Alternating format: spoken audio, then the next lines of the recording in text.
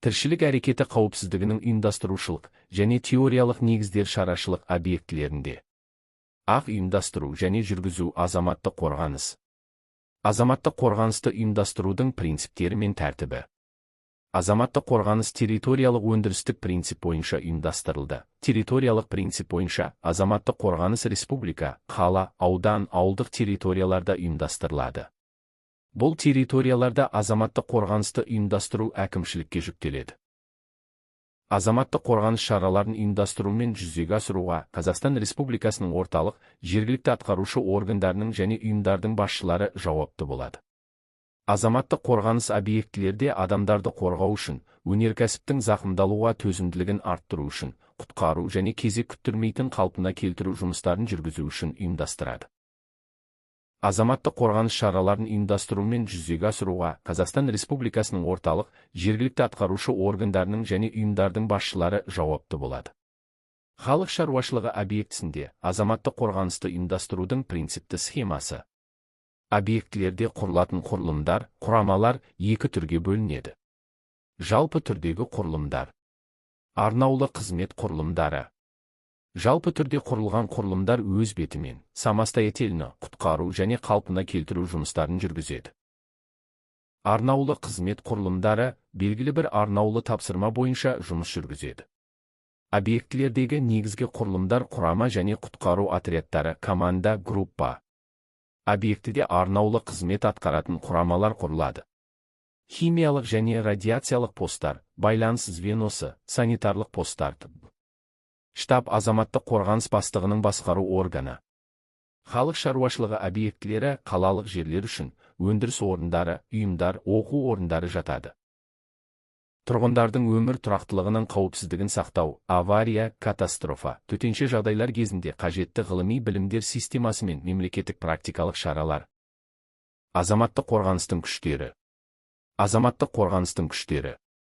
Әскери күштері Қазақстан Республикасының үкіметі құратын азаматтық қорғаныстың әскери бөлімдері. Территориялық жасақтары аудандарда, қалаларда, облыстарда құрылады және тиісті азаматтық қорғаныстың бастықтарына бағынады. Ұйымдар территориялық құрамалар құруға негіз болады. Объектілік жасақтары ұйымдарда тұрғылықты жерлер бойынша құрылады және әдетте солардың мүдделері үшін пайдаланылады. Төтенше жағдайларды жою басшысының шешімі бойынша объектілік құрамалар тиісті аумақтардың, территорияның мүдделерін көздейтін міндеттер орындауға тартылуы, жұмылдырылуы мүмкін. және қызмет жасақтары Қазақстан Республикасының үкіметінің шешімімен құрылатын, әкімдер, орталық және жергілікті атқарушы органдар құратын республикалық, облыстық, аудандық, қалалық азаматтық қорғаныс пен төтенше жағдайлар қызметтері құрамалары. Жер сілкінетін аймақтарда жасақтары бір құтқарушыға 10 адамнан, өндіріс региондары үшін су басатын және өрт болатын аймақтарда бір құтқарушыға 15-20 адамнан келетін есеппен құрылады. Жасақтары по атқаратын қызметіне по предназначению байланысты бөлінеді. Негізгі жасақтар барлау, құтқару, дәрігерлік, инженерлік, өртке қарсы, авариялық техникалық, радиациялық химиялық қорғау. Қамтамасыз ету жасақтары, байланыс, материалдық техникалық қамтамасыз ету, көліктік, қоғамдық тәртіпті сақтау, жануарларды және өсімдіктерді қорғау.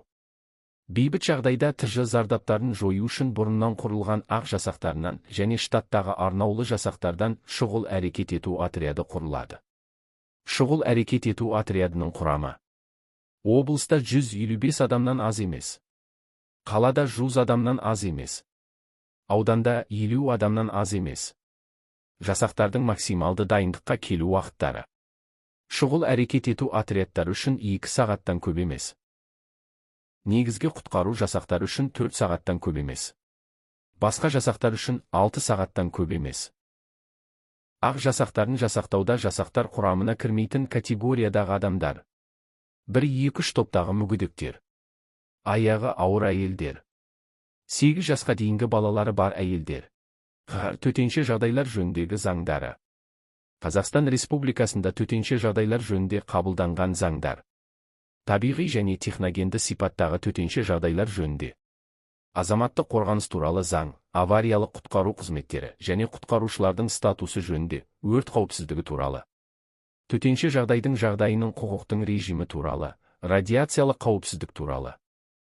Бұл заңдар қыр территориясында төтенше жағдайлардың алдын алу және зардаптарын жою, авариялық-құтқару қызметтері және жасақтардың іс-әрекеттері бойынша қоғамдық қатынастарды реттейді. Орталық, жергілікті өкілетті және атқарушы органдардың ұйымдардан негізгі тапсырмаларын, полномочиясын, Қазақстан Республикасының азаматтарының төтенше жағдайлар бойынша құқықтары мен міндеттерін анықтайды.